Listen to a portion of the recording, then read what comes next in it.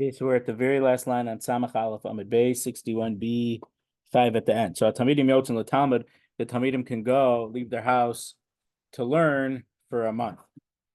Birshus, comma, if they have permission from the wife, how long can they leave? So the Gemara says, comma de boy, however much they agreed. If the wife agrees to something, then she agrees. So we turn to South Basin, but Aleph Orcha de Milsa comma. Well, what's proper? What's derech eretz? Orcha means a way, and Milsa is the normal. What's the normal way? So Rashi says that means derech eretz. What's the normal, the usual way? We have to just remember, derech eretz can mean a few different things in the context. Derech eretz usually means the right thing to do. Derech eretz in Perkei Avos might mean a job. So comma, how long is the right thing to do? Rav chodesh kan v'chodesh bevayis. Rav says a month here, meaning learning. So I guess Rav gave the answer where he was teaching. So a month by him and then a month in their house. Shenamar, as the pasuk says, we saw this in the Haftorah a few weeks ago. L'chol dvar hamachlokos haba vayotes chodesh b'chodesh l'chol chadshei hashana. Excuse me, this wasn't in the Haftorah. The next pasuk is going to be, it was from a Haftorah a few weeks ago. So every way they split things up, or the divisions of the king who came for a month and left for a month, for every month, for all the years, the months of the year.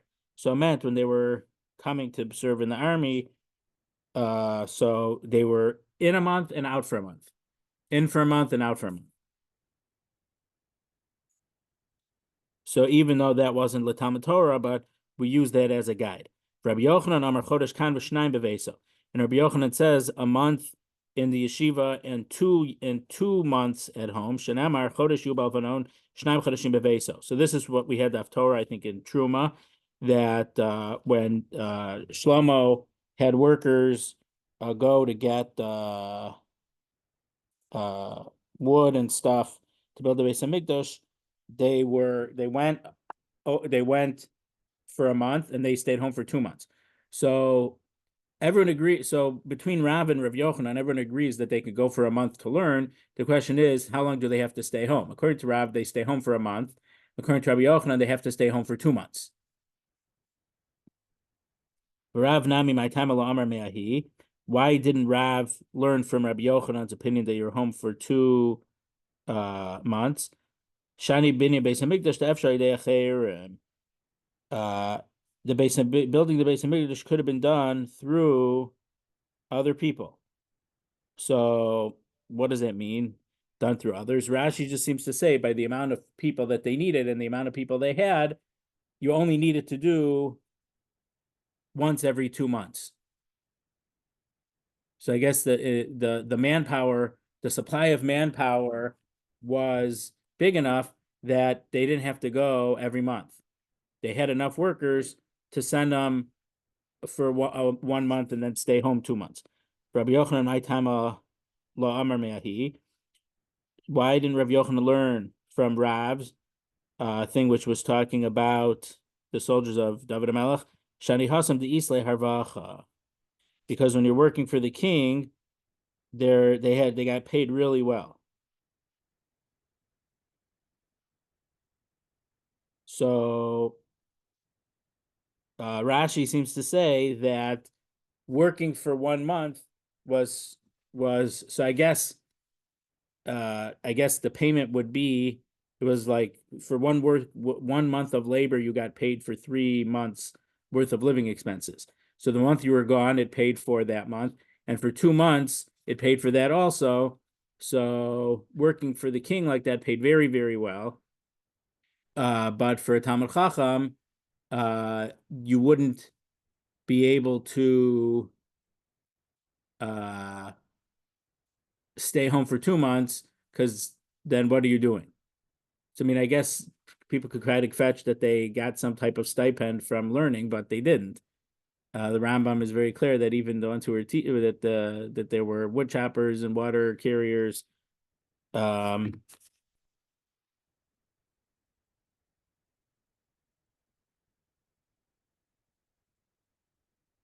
From Rashi, it seems the opposite. The king paid very well, but Talmid Chacham, It was his own thing. So he certainly didn't have a lot of money to spare. So you can't compare someone learning Torah to to someone who is in the service of David HaMelech, who was able to pay a nice big salary. Amar Rav. So now, because we had a machlokas Rav and Rabbi Yochanan, we have a different machlokas Rav and Rabbi Yochanan, which is unrelated to our topic. Anacha shaveres chatzi gufa shaladim. A groan will weaken it breaks half of your body. So meaning it's not good to have a groan like that.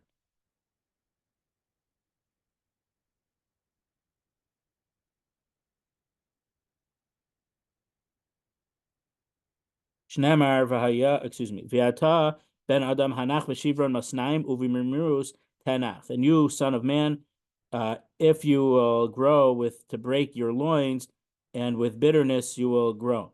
So the masnaim, the loins, is the middle of your body. So basically, the groan goes through half of your body.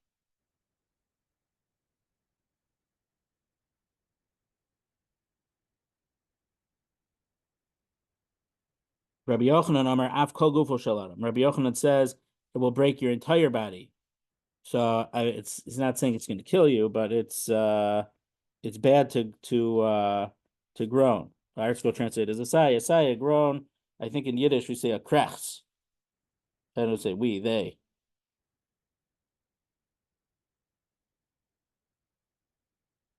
Shenamar v'haya ki yomrei lacha alma tananach, and it'll be when they say to you, "What are you groaning about?" V'amarta al shmua kiba v'namas kolev, and you'll say for the you heard the news that arrived, and it melted the hearts v'rafu kol yadayim, and it weakened all the hands v'chasa kol ruach, and it extinguished all the spirits or all the wind v'chol barchaim telachna mayim, and all the knees turn to water.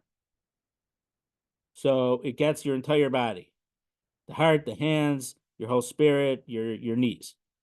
So Rabbi Yochanan nami haksiv shivran masnaim. Rabbi Yochanan, the other pasuk that Rav said only talked about the masnaim, the line, so halfway. Why doesn't he learn it from that side of the pasuk? Hahi dechi mischalta mi masnaim mischalta. So when you groan, it starts from the center of your body and I guess works its way outwards. But that's not the limit. That's the starting point. Rav nami haksiv v'namas kalev v'rafal kol yadam v'chaso kol ruach. And Rav, why doesn't he learn from Rabbi Yochanan's pasuk? It talks about the whole body, the heart melting, the hands weakening, the spirit blowing out. Shani Shmua the Beis Hamikdash Takifa Tuva. So it's different that was hearing about the Beis Hamikdash, so that was very strong. So that's why hearing the news about the Beis Hamikdash and then groaning from that weakens your entire body. So Tosfos says both psukim are talking about the Beis Hamikdash.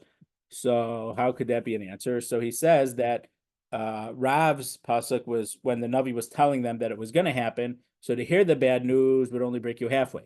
But the pasuk that Rabbi Yochanan quoted was after the Beis Hamikdash they heard that it actually was destroyed, and that was much worse. There's a Gemara in I think it's in Megillah that one opinion is that the fast of the 10th month wasn't Asar B'Teves, but it was Hey Teves. I think it was the 5th of Teves because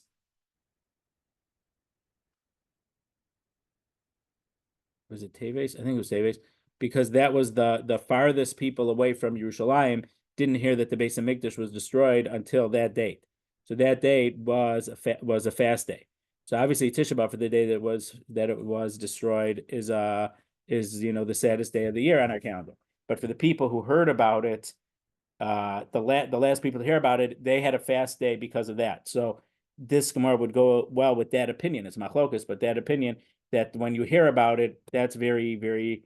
When they heard about the Beis Hamikdash being destroyed, that was a terrible blow. To hear about that.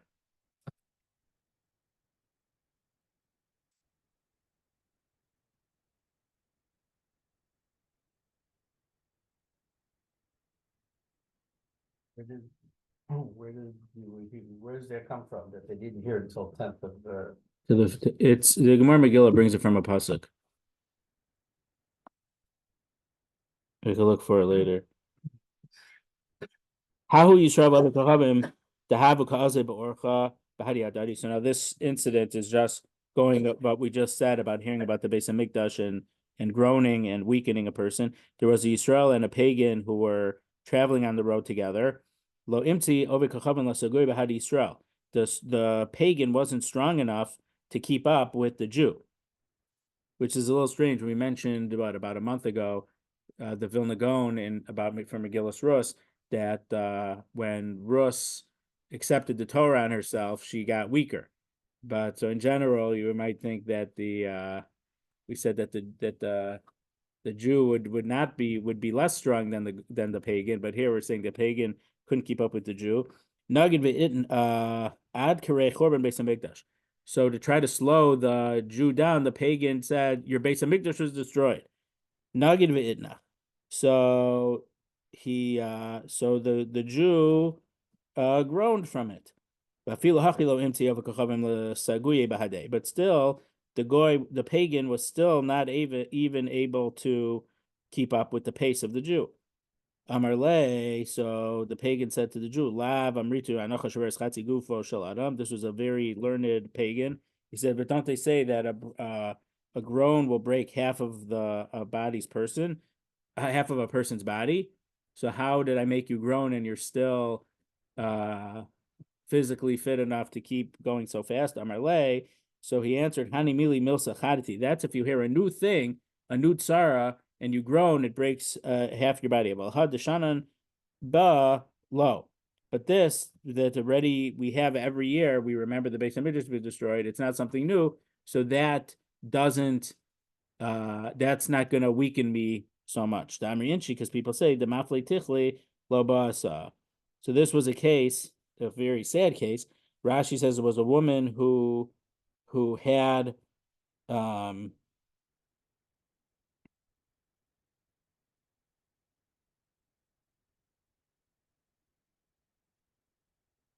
I'm just trying to not misquote it.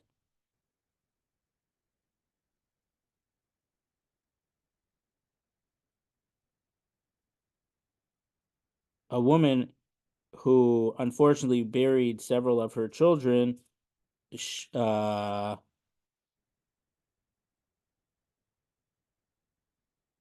not such a big tragedy when it happens another time, unfortunately.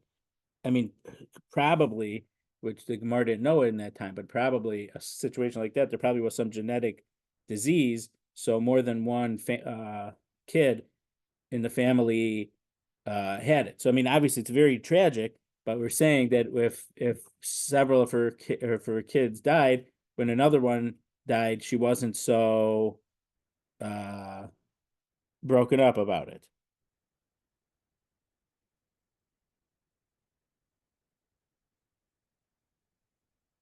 Okay, 2 dots. Hatayalim b'chol yom. So we're about halfway down Samach Beis Amud Aleph. So tayalim, their time to be with their wives is every day or every evening. It means my Thailand. So who are Thailand? Amarava b'nei Perke. Rava says it's people who learn Torah in the city. So therefore, they go home at night. Amarle Abaye Maidiksi Bahu. But Abaye doesn't like that pshat because he says there's a pasuk in Tehillim. We say it in the Shir Maloses. Shablacha mashkime ku ma'achrei shaves och lelechem ha'tovim kenitain lidido sheina. So it is false or of nothing for you who get up early, who stay up late. They eat the bread of the sad people. Kain yitin lidido sheina. Also, he will give Lidido Shena. So literally, it means his dear ones. Yadid, a dear one. He gives sleep, or he gives.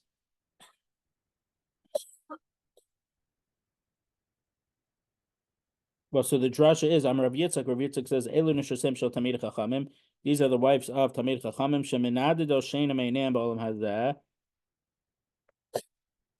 That they're pushing away sleep.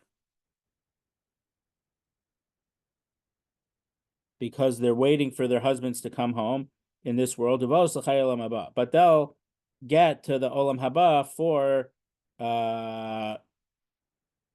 I guess pushing off their sleep, waiting for their husbands to come home. So from this drasha from Rabbi Yitzchak, it seems that their husbands come home late at night. So it seems they wouldn't have time or wouldn't have the strength from work from being learning so late to be with their wives every night. V'adamar b'nei pirkei, and you're saying that these people who have obligation to be with their wife every night are the ones who learn Torah in their city.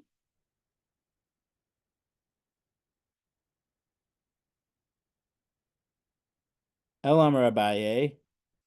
So Abaye says Tayalim can't be the people who are learning Torah.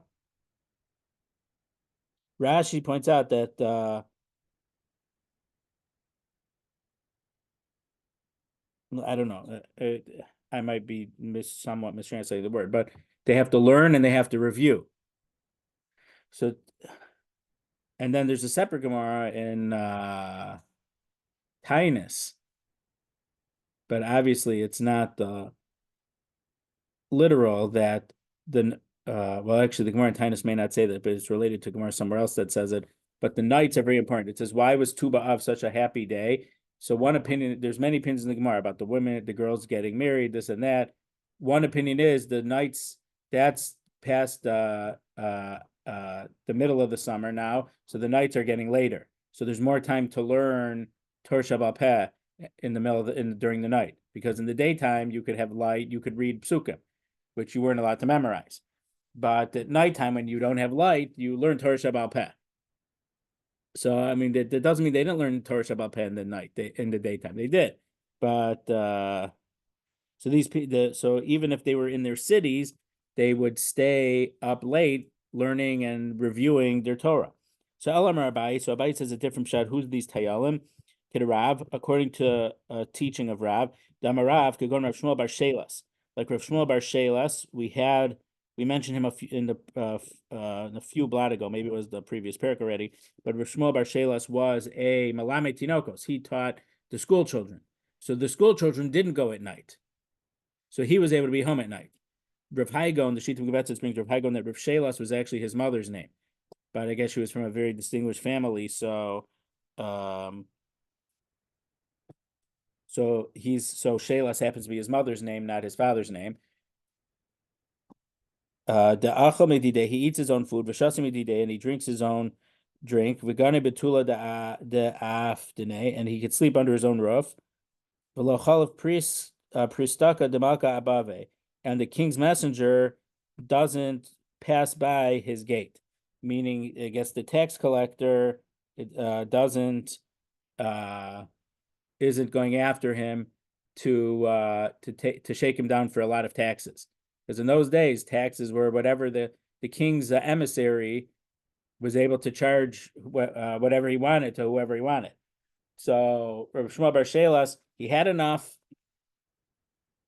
and he didn't have to work late because he taught the school kids, and they didn't work at night, and they didn't learn at night. So someone like him, that's someone who has obligation to be with his wife every night. I think I've said, my father said that his Zaidi, his father's father, who grew up in Brisk, told my father, I'm proud of you and envious of you that you learned in yeshiva, because I was only able to learn in cheder. So my father said, what was cheder? He said, we learned from sunrise to sunset, from when it got light to when it got dark. So my father said. So if that's what cheder was, what was yeshiva? He said they had money for candles. Kiyasa Ravin, when Ravin came from Eretz Yisrael, he gave a different pshat. Kigon Nafanke de Marava, the pampered people of Eretz Yisrael, of the West, that they were pampered in the way that Rashi says they had. It seems that they had better food and drink, and they were healthier and more strong. They had a stronger constitution. So those people were able to be with their wives every night.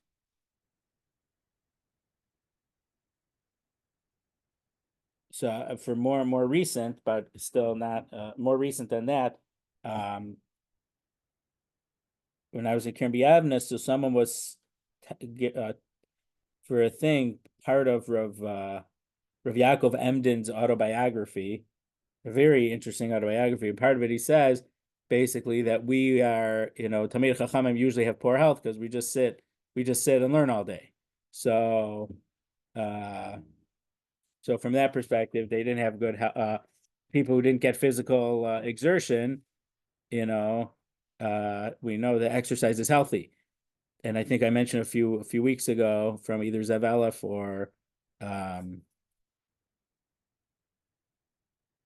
was someone who he did research with, who said that when Rosh Yeshivas would come to collect, they couldn't believe the boys were playing ball in the United States. But then I mentioned that in a book there from Vilna, well, so outside Vilna, the Kuntresi Shiurim Rav Gustman, that in Lamza, it wasn't Lamza, it was where Rav Shimon Shkop was, they were taking metal beams and bending them, and then one guy was really strong, he straightened out this, so that wasn't running around and playing with balls, but so that wasn't exactly physical fitness, bending the beams. They were just hand strength, I guess. The Havdil, my sixth grade Rabbi, I heard this from my Rebbe, not that it's Torah, but when we mentioned Houdini, someone asked Houdini, how do you do it? He says, I was born with exceptional hand strength. I don't know, that's what my sixth grade Rebbe said about Houdini. So I don't know, maybe, from these yeshivish guys, they... Well, his father, was the rabbi. I know that I don't remember the details, but yeah, okay. Yeah, he was brought to Appleton, Wisconsin. Isn't there that bike trail over there or something? No, but she and I went there last summer to see my crazy friend that's north of there, and we stayed in Appleton. But it's the History Museum there has it used to be named the Houdini Museum. Now it's the Appleton City Museum, and they have an exhibit about Houdini. Eric Schwartz. Okay. Yeah, I mean, he tells his whole story. That's good.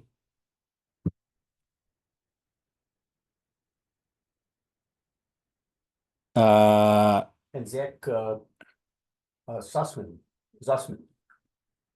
his grandfather grew up in Appleton. Oh, okay, I didn't know that. Okay, that's fine. Rabbi Bo have a kai bay bane. So Rabbi Bo went to a bathhouse. Habu samchele tre avde. There were two servants waiting on him. They're supporting him. Ipachitz le bane mituse. The floor gave way underneath him. Isramele amuda. But there was a pillar nearby, Salik Vaskinhu. So he was able to grab the pillar, and so he was. This is talking about the strength that these people from Eretz Yisrael had. He was able to grab the pillar, and the two people that were with him, who were hanging on to him, or he was holding on to them.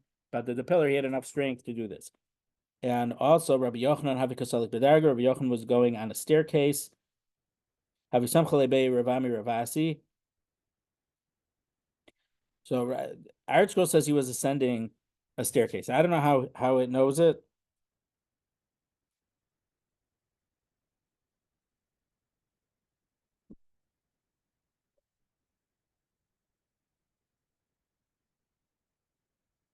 But I guess Rashi says that the avadim that he had was being supported with one hand by these servants or helpers, and his second one, it seems that he was holding onto a railing. But Kasalik, he was going on a staircase. But I guess if you go down staircase, gravity helps you, so you don't need someone to hold on to you. But to help you up, you need more help to go up than down. I guess that's how they say he was going up. So if Chase Darga Tuse, so one of the stairs gave way underneath him. Salik Vasiknu. So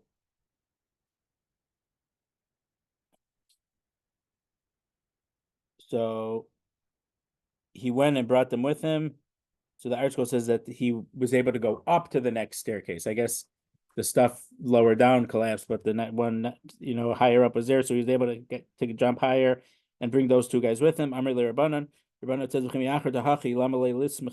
says, if you're so strong, why do you have two people helping you go up? You clearly don't need the help. So Amr Lahu, he said, in Cain, if I don't have them, it's a very interesting thing. If I don't have them help me now, how am I going to have any strength for later when I get old? So basically, he was trying to save his strength now and to save it for later. That's what he seems to be saying. So these strong people from Eretz Yisrael, and I think I mentioned a week or two ago about Rabbi. Well, no, it was the same time we mentioned the Vilna Gaon about Rus, when she accepted the mitzvah, she was weaker. That when Rabbi Yochanan, that's the other case, Rabbi Yochanan and Reish Lakish, they were jumping over some river, and then when Rabbi Yochanan convinced Reish Lakish to be Choser B'tshuva, he wasn't strong enough to jump over the river anymore, but Rabbi Yochanan was still strong enough, so Rabbi Yochanan carried him and jumped over the river. So it was from the diet and exercise for being in Eretz Yisrael that kept him healthy. I don't know what Bavel is, but some people say depending on where you're in Eretz Yisrael, some of the places in Yerushalayim are pretty hilly. So you get in a workout just walking because you can't walk flat. You're going up and down. Okay, so the next part of the Mishnah, Vapalim Shtaim b'Shabbos. Workers, they have to be with their wives twice a week. Vatanya Palim Achas b'Shabbos, but there's a brisa that says the workers are with their wives only once a week. So what is it? Twice a week or once a week? I'm Rabbi Yossi, Rabbi Chanina, Lo Kasha, Kan Bosam Lacha Be'ir, and Kan Bosam Lacha Be'eracheres. No difficulty. Here, when they have to, but twice a week with their wives, that's because they work in town. When they work out of town, it's once a week. So, Tanya Nami Hachi.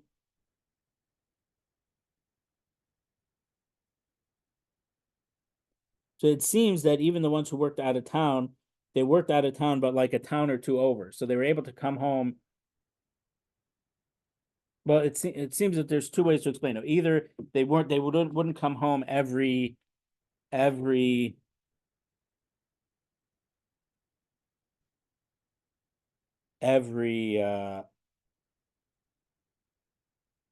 so they were close enough they would come home every night, but because they were commuting takes weakens you. That's what it's saying. Having a long commute is not good for your physical health so much.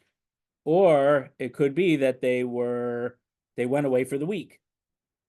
I mean, Lahavdil, my great grandfather, Elio Dov Allswing, he was a peddler, and he would had a donkey or a horse, and he would go out what's now is Schaumburg, and he would leave Sunday morning and come back before Shabbos. So yeah, see what do you need, what he would take orders, and then the next week bring them the stuff and take new orders. So that was so they were gone for the week. So that type of travel of worker, I'm not saying that the Pauline means peddler necessarily. I'm just giving it as an example. He was gone for the week. So so either it can mean that they commute, or they literally weren't home the whole week, so their time to be with their wife was once a week. There's a brisa like this. The time for the workers have to be with their wives twice a week, and that's if they work in town. But if they work in a different city, it's once a week. And the Rosh seems to say it's every 8 days. It's not once out of 7 days, but it's every 8 days. Hachamar machas b'Shabbos.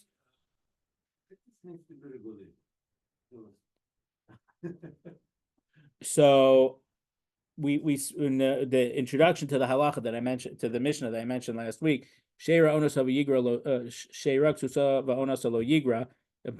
person is not allowed to decrease his wife's, even if he would take a second wife, or an additional wife, he can't reduce her food or her clothing or the time that he's with her, which if we get there today, we'll see a strange sheet about that. So the Gemara is going to ask soon, can he change to a profession where he was around the house more or in town more, to a profession where he's out of the house less? And is that allowed if his wife was used to him being there a certain amount of time and now he's there less? We'll see that hopefully in a few minutes. Yeah, we're going to see that momentarily. So one of the reasons, I'm not saying this is the only reason, but the most ready answer that I would give to your question is we have to know what the halacha is to know what you can't go beneath, or even not to change it. That Gemara is going to ask, are you allowed to change professions and become a camel, a caravan leader? You're away for a month at a time. But even less than that, the halacha says you have to give her food. We had some Gemaras that were talking about how much you have to give her. So also we have to know how much time he has to spend with his wife. That's only because of Ksuba requirements. but the Ksuva requirement is based on the Torah saying that you owe certain things to your wife when you're married. And having time for intimacy is also one of those things. So we have to know what it is, but also it's important to know for this, it's not one size fits all. For the food, it seems to be that it was a pretty one size fit all amount of food. But for this, it seems to be more specific to depending on your profession. So the donkey drivers once a week because they would go out of town driving around. Amar le Rabbi bar Rav Chanan Labaye Ichbal Tanan Lashmiina and Tile Poel. So Beis Hill. So we the first Gemara we had last week after the Mishnah was if someone made a vow that he was prohibiting his wife to have, or he was restricting his wife from having benefit from him. So Beis Shammai says divorce her right away. Beis Hill says you have to wait a week or two, depending on what's machlokas between Rav and Shmuel, to maybe a chacham will be able to do hataras nadara. So Rabbi bar Rav Chanan was asking Abaye, clearly it doesn't make sense that Beis Hillel's opinion that you wait a week or two, depending on machlokas Rav and Shmuel, would apply to someone who was only at home every 30 days or every 6 months. For like a sailor was a 6 months, or the donkey, the camel caravan was only. So for him to make a vow, you're not going to have any physical benefit from me for 14 days. Well, what's the problem? He's going to be away for 30 days or for 6 months. What's the problem? So clearly that halacha is not about for the donkey driver or the camel driver. Oh, sea travelers, whatever. Right, the sailors, right, the sea travelers, right, because you go away for 6 months. Right. So it's because she doesn't expect him for 6 months, what's the big deal if she says 2 weeks? It's not a problem. If he makes that netter, it's not a problem. So Amar Le, Abaye says, no, that's not true. Lo, akulu, as we turn to Samach Beis Amud Beis, it's going even on the caravan camel driver or the sailor, the sea traveler. But for them, he's away for 6 months. So what's the problem if the husband makes a vow for 2 weeks? It's not similar someone who has bread in his basket to someone who doesn't have bread in his basket. Meaning, if someone's very hungry, but he knows that he has a meal waiting for him, he doesn't reach a certain very low energy level, because the fact that he knows that he has a meal waiting for him, which we're calling the bread in the basket, is gives him a certain amount of strength. Whereas someone who's very tired and he knows that he doesn't have food waiting for him, he gets physically weaker. So the idea is that the wife whose husband works on a ship, she knows he's not going to be 6 months, but she knows that at the end of 6 months, their husband's going to be home. But when the husband makes the vow, there's this. It's like someone who doesn't have food. They know that they don't have food waiting for them. So because the uncertainty, it makes it worse. So that's why even the halacha of waiting a week or two to see if the chacham can annul the vow, and if not, you have to divorce her and give her the ksuva, applies even if that person is usually away from his house for months at a time. Amarle Rabba Bar Chanan Abaye. So here's the thing I mentioned to you a couple minutes ago. Rabba Bar Chanan asked Abaye, Chamar B'nasa Gamal Mai. What if he was a donkey driver, so he was gone for a week, then he became a camel driver and he's gone for a month? What's halacha? Is he allowed to do that? Amarle wrote to Isha B'Kavatiflus, Me'asar Akavanu Precious. A woman wants a certain measure, a kav, let's say a bushel, and her and the intimacy that her husband is with her more than 10 bushels, but being separated from her husband. So she'd rather, so even if he would make a bigger job, he would get a bigger salary, but be away more often, she's not going to be so happy. So a couple points. Some Rishonim say the 1 bushel versus 10 bushel is not a literal 10 times as much. It's just a Talmudic way of speaking. 10 meaning just a lot more, but not literally 10. And some Rishonim, including Tosfos, mention a calculation of, we said that if he makes the vow, he has to set up a trustee to support his wife. Meaning, so if Reuven said that my wife is not allowed to get benefit from me, so Reuven's made the netter, so Reuven's not allowed to provide for her, not physically and not intimately. But the halacha is, we mentioned last week, he has to set up a trustee, maybe Shimon, and Shimon will pay her, will give her the money for food. But obviously he can't be a trustee to give her the intimacy. But based on the amount that he has, that the wife has to be given for food, some may learn that this 1 to 10 is an actual literal amount. And when the Gemara says one bushel versus 10 bushels, it's actually an exact ratio. Tosos, the different Tosos asks a different question.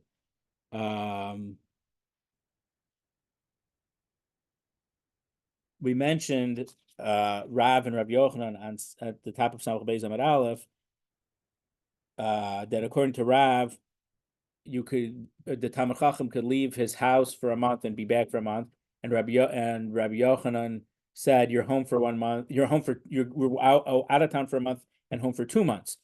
And so we said, why didn't Rav learned from Rabbi Yochanan about being at home for 2 months? So he says, if there you're working for the king, you made a lot of money.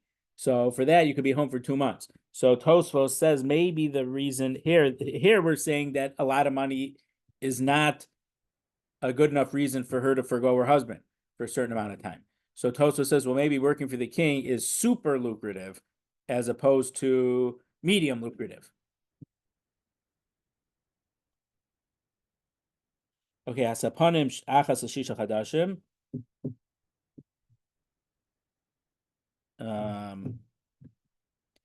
The sailors once every 6 months. Divrei Rabbi Lazar. These are the opinion of Rabbi Lazar. Amar Bruna, Amar Rav. Bruna said in the name of Rav Halacha Rabbi Lazar. We pass with Rabbi Lazar for all these different halachas.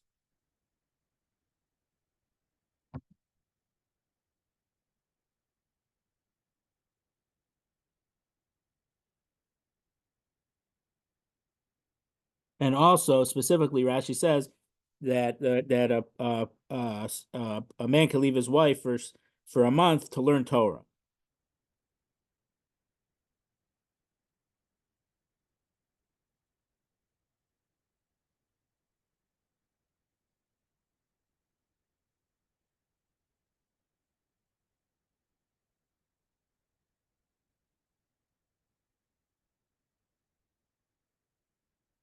I want to mention Meiri.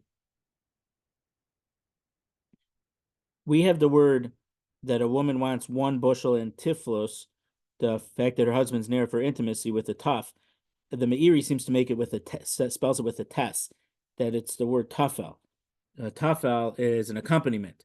So according to the Meiri, it seems that this Gemara is it's even more. I mean, this is a certain level of psychology, but according to the Meiri, it seems to be even more psychology, that she got married because there's a different Gemara in Kedushin says, Reish Lakish says, a woman may not take the best possible marriage because she wants companionship. She doesn't want to be alone. Tav l'meis and tanduv l'meis of Armala. So when she got married, she was okay with not marrying the richest guy, but she knows her husband was going to be around.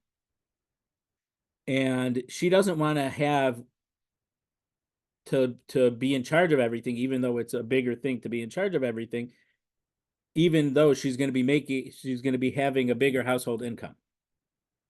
So according to the Meiri, there seems to be a more psychological, it's more deeply psychological than just the plain shot over here, that she would rather her husband, she'd rather her, she wants to have her husband nearby. So she's willing to for him not to have a job that pays super much, but he's going to have to travel more often and not be home more often. Amarav Bruna, Amarav Halacha Kabbalazar. And again, even though the two dots here, the Gemara is quoting about the sailors, but Rashi is pointing out the halachas of Kabbalah for all these things, including that we said at the beginning of where we started tonight in tonight's share, that a man can leave for a month to learn Torah. Amarav Adabar Ava Amarav Zudivi Rabbi Lazar. That's Rabbi Eliezer's opinion. But Chachamim said a Talmidim can go to learn Torah for 2 or 3 years without permission from their wives. Amar Rava says Samchu Rabbanan ad Rav Adabar Ava ba'abdi uvda ben Avshaihu. So some people relied on Rav Adabar Ava that you could leave for 2 or 3 years. However, Abdi uvda ben Avshaihu, they did something bad to their lives.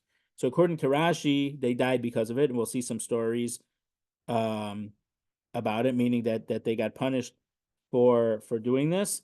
And some Gemaras and some Rishonim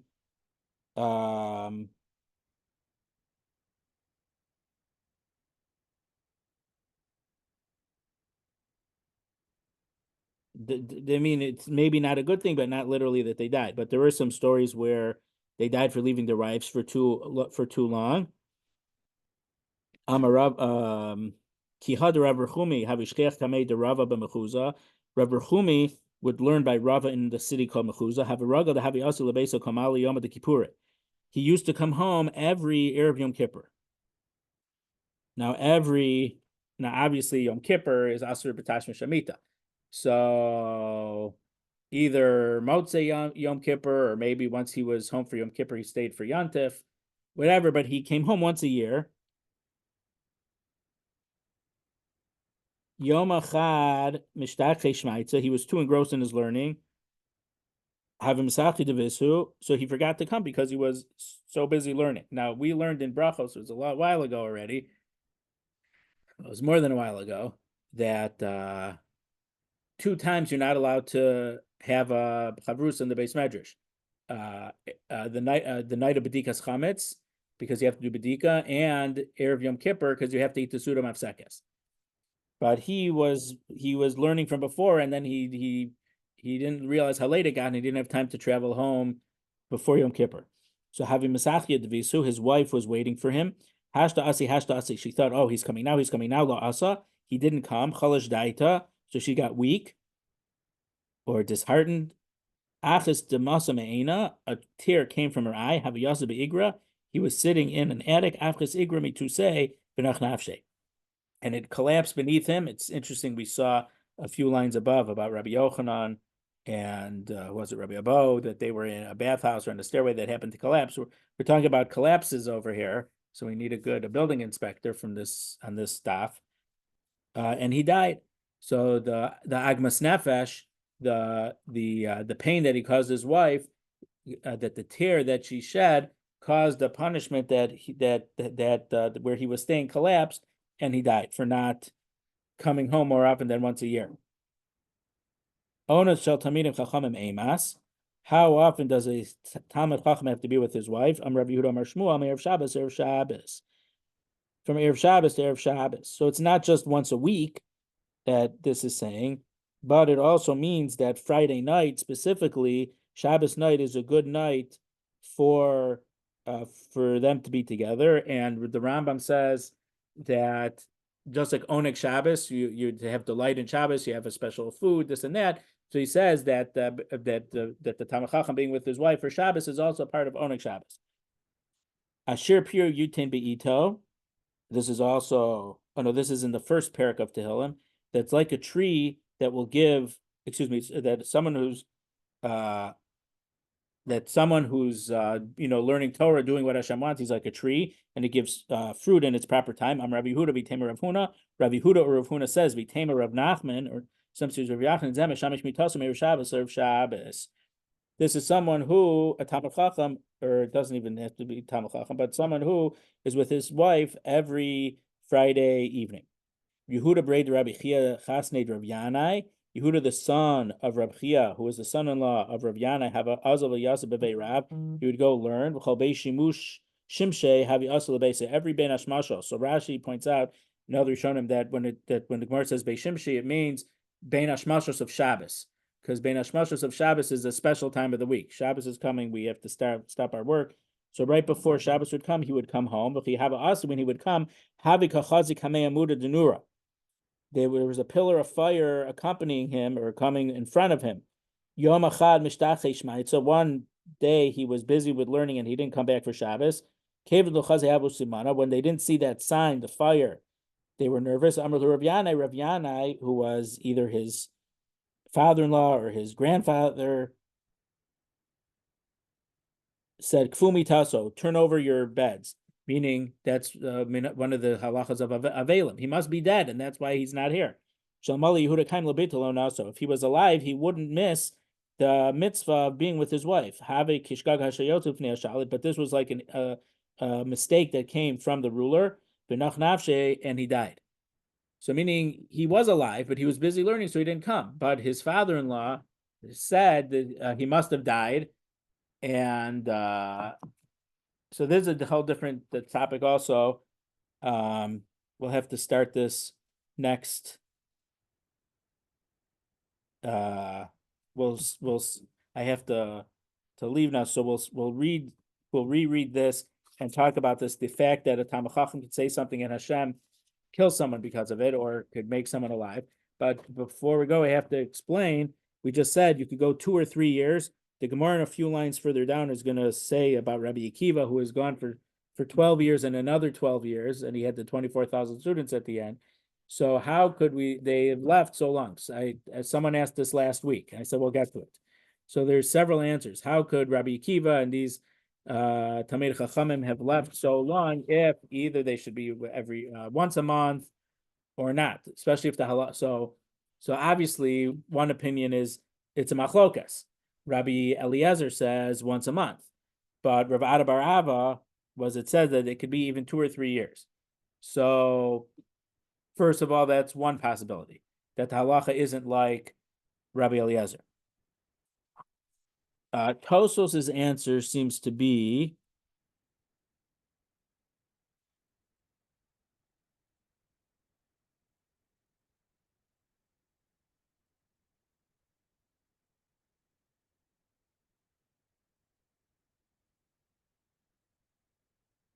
so he says it's for like, so our Gemara seems to say you could convince your wife and get permission for her to go for a long time, but is it the right thing to do?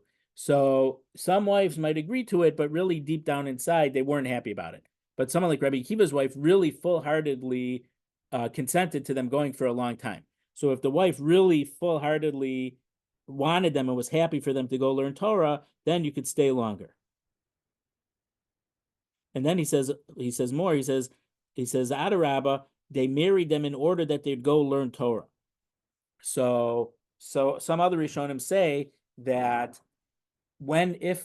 before they got married, they say, we're going to get married, but I want permission to go for a certain amount of years away to learn Torah. And she consents. So then it's like a Tanai. It's like a condition that they made for Nizun. So she wholeheartedly agreed. So then that's more open-ended than once they're married, can I go learn Torah right now? So she might say yes and not really mean it. So Tosos seems to perhaps hold their one answer. Some Rishonim hold it's 2 different answers, and they give the second answer, not the first. The Rashba said, Yeah, that's also a thing, yeah. So we mentioned last week that the Rambam says you could postpone marriage, I think, up to 40 if you're busy learning Torah. But we see some other things that they don't want people to have illicit, improper thoughts. So it's better to be married, and you've gotten that out of your system. But still, you need to try to have pruruvu. Rashba gives an answer. The Rush brings it down. Excuse me. It's the Ravid's opinion. The Rashba brings it down and doesn't like it. The Ravid's opinion says someone like Rabbi Akiva, those people left for a very long time. They were Torasan Umnasan. Their Torah was their profession. So people like that. So there's a couple ways of understanding that. One is that the other people will learn. Maybe they would learn for a month and then they would work for a month.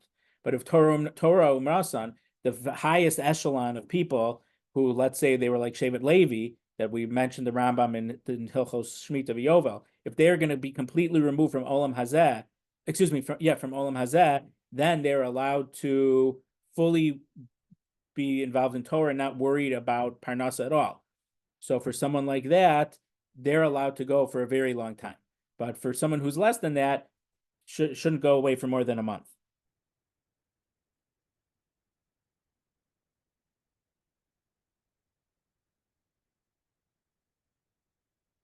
Some say that, and Tosos brings this also, is that when you need permission to go away for more than a month, it's only talking about for a laborer. But that's not a restriction for Talmud Torah. Now, does that connect with the fact that Rav Ada bar Abba says that we argue on Rabbi Eliezer's opinion? Maybe. So those are some of the reasons that are mentioned for how Rabbi Akiva could have been away from his wife for 12 years, whatever, 24, 12 plus 12, and it wasn't and it's not a contradiction with that Gemara. So I wanted to cover a little more, but